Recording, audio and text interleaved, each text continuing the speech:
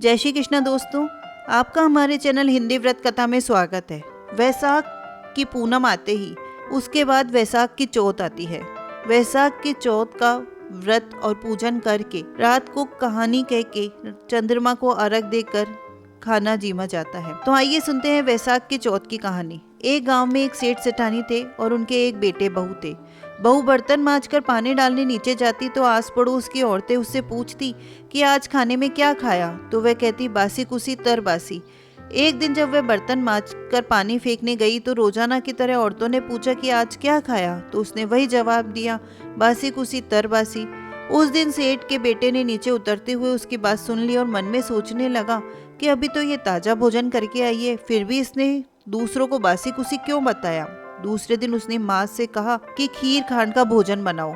माँ बेटे बहू तीनों ने बड़ी प्रसन्नता से भोजन किया। बहू बर्तन मांजकर पानी डालने नीचे गई तो पीछे पीछे आदमी भी आया और रोज की तरह औरतों ने पूछा कि क्या खाया, फिर उसने वही जवाब दिया, बासी कुसी तर बासी। उसके आदमी को बहुत तेज गुस्सा आया, आज तो मेरे सामने खीर खांड का भोजन खाया है, फिर भी बासी कुसी बता रही है, इसमें क्या रहस्य है। इस बात को समझने के लिए वह रात का इंतजार करने लगा। जब रात हुई बहू कमरे में आई तो उसके आदमी ने पूछा कि आज तो तूने खीर खांड का भोजन किया, फिर भी पड़ोस की औरतों को बासी कुसी क्यों बताया। तो बहू मुस्कुराकर बोली कि आपके दादा परदादाओं की कमाई है, तो हुई ना बासी कुसी। यह सुनकर उसका पति परदेश जाने की सोच ली और सुबह उठकर माँ से बोला कि माँ मैं कमाने के लिए परदेश जाऊंगा। माँ ने कहा अपने पास तो बहुत धन है, तुझे परदेश जाने की क्या आवश्यकता है। लेकिन बेटे ने जिद करके माँ से परदेश जाने की स्वीकृति मांग ली। वह कमाने के लिए परदेश चला गया। वहाँ उसे एक सेठ ने के यहाँ नौकरी मिल गई। कुछ ही समय में वह सारा काम काज करने लग गया। सेठ अपना सारा कारोबार उसे सौंप कर स्वयं तीर्थ यात्रा पर चला गया। इधर सास ने बहू से कहा कि दिए की बुझावे तो चूल्हे की मत बुझाना और चूल्हे की बुझावे तो दिए की मत बुझाना। लेकिन एक दिन दोनों अग्नि बुझ गई तो बहू पड़ोसन को अग्नि लेने गई। उसने देखा कि वहाँ पड़ोस की औरतें किसी माता का पूजन कर रही है। यह देखकर उसने पूछा कि आप किस माता का पूजन कर रही हो, मुझे भी बताओ कि ये किसका व्रत है और उसके करने से क्या फल होता है। तो उनमें से एक बोली कि हम चौथ माता का व्रत और पूजन कर रही हैं। बिछुड़े का मिलन होता है, निपुत्री को पुत्र की प्राप्ति होती है। इस पर बहू ने कहा कि मेरे भी पति परदेश गए हुए हैं, काफी समय हो गया है, मैं भी चौथ माता का व्रत करना चाहती हूँ, लेकिन मेरी सास मुझे बाहर आने ही नहीं देती, तो मुझे कैसे पता लगेगा कि चौथ कब है। इस पर औरतों ने कहा कि तुम रोजाना एक डिबिया में गेहूं का दाना रखती जाना, जिस दिन 30 पूरे हो जाएं, उस दिन व्रत करके शाम को चौथ माता की पूजा करके चंद्रमा को अर्घ देकर फिर खाना खा लेना। साहूकार की बहू के अनुसार व्रत करने लगी। व्रत करते काफी समय बीत गया तो चौथ माता ने सोचा कि यदि इसकी नहीं सुनेंगे तो अपन को कोई नहीं पूछेगा। तो चौथ माता ने साहूकार के बेटे को सपने में जाकर कहा कि साहूकार का बेटा सो रहा है या जाग रहा है। तो उसने कहा कि ना सो रहा हूँ ना जाग रहा हूँ, चिंता में हूँ। इस पर चौथ माता ने कहा कि अब चिंता छोड़ तेरे घर जा, सबकी सुध ले।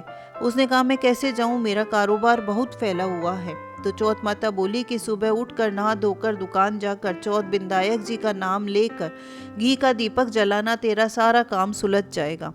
सुबह उसने वैसा ही किया। देखते देखते सारा हिसाब किताब हो गया। उसने घर जाने की तैयारी कर ली। घर को रवाना हुआ तो रास्ते में एक सांप जा रहा था। उसने सांप को सिसकार दिया। सांप ने गुस्से में आकर कहा कि मैं तो अपनी 100 साल की उम्र पूरी करके मुक्ति पाने जा रहा था, तूने बाधा डाल दी, अब मैं तुझे डसूंगा। इस पर साहूकार के बेटे ने कहा कि मैं तो 12 साल से मेरी माँ पत्नी से मिलने जा रहा हूँ, उनसे मिलने के बाद मुझे ढस लेना। तो साहब बोला कि तू घर जाकर पलंग पर सो जाएगा। तो उसने कहा कि मैं अपनी औरत की चोटी नीचे लटका दूंगा, उस पर चढ़कर आ जाना। घर पहुंचा तो वह उदास था। बेटा कुछ बोला नहीं, लेकिन उसकी औरत होशियार थी। वह सब बात पता करके उसके कमरे की सीढ़ी पर दूध, दूसरी पर चूरमा, बालू, रेत, इत्र, फूल आदि 7 सीढ़ियों पर 7 वस्तुएं रख दी।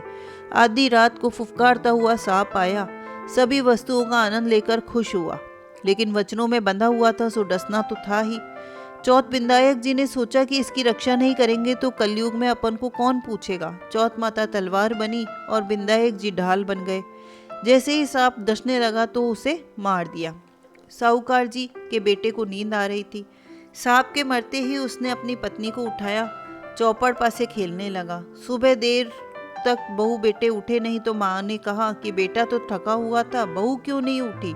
जाकर देखा तो खून ही खून हो रहा था। उसने कहा कि मेरे बेटे बहू को किसी ने मार दिया। तब अंदर से बेटा बोला, माँ हमारा बैरी दुश्मन मरा है, यहाँ सफाई करवा दो, हम बाहर आएंगे। माँ ने वहाँ सफाई करवाई, वे बाहर आए। नीचे आकर उसने माँ से पूछा कि माँ मेरे पीछे से किसी ने कोई धर्म किया था क्या? तो बहू बोली कि मैंने किया। इस पर सास ने कहा कि तूने क्या किया? तुझे तो मैं रोज 4 समय खाने को देती थी। तो बहू बोली, मैं महीने में 1 चौथ का व्रत करती थी। सुबह का खाना पानी वाले को दे देती, दूसरी बार का गाय को बछड़े को खिलाती, तीसरी बार का उठ्याने में गाड़ देती, चौथी बार का मैं पूजा करके चंद्रमा देख कर फिर खाती थी। मैंने पूजा के लिए बनिया की दुकान से घी गुड़ मंगवाया, सो उसका हिसाब जाकर करो। सास ने पानी वाली से पूछा तो उसने कहा कि महीने में 1 दिन मुझे रोटी देती थी। बछड़े से पूछा तो मुंह से फेफ के फूल गिरे। उठियाना खोदा तो रोटी के सोने के चक्कर निकले। बनिए से पूछा तो उसने भी कहा कि महीने में 1 बार मेरे यहाँ से घी गुड़ मंगवाती थी। फिर बहू ने कहा कि मुझे अब वैशाख चौथ का उद्यापन करना है। सास बहू ने चौथ माता का व्रत और उद्यापन धूमधाम से किया, आराम से जीवन बिताया। हे चौथ माता, उस पर प्रसन्न हुई जैसे सब पर प्रसन्न होना, सभी की मनोकामना पूर्ण करना, अमर सुहाग देना, खोटी को खरी और अधूरी की पूरी करना। तो दोस्तों, आपको ये कहानी अच्छी लगी हो तो प्लीज़ लाइक करें, कमेंट करके हमें प्रोत्साहित करें और हमारे चैनल को सब्सक्राइब करें। धन्यवाद।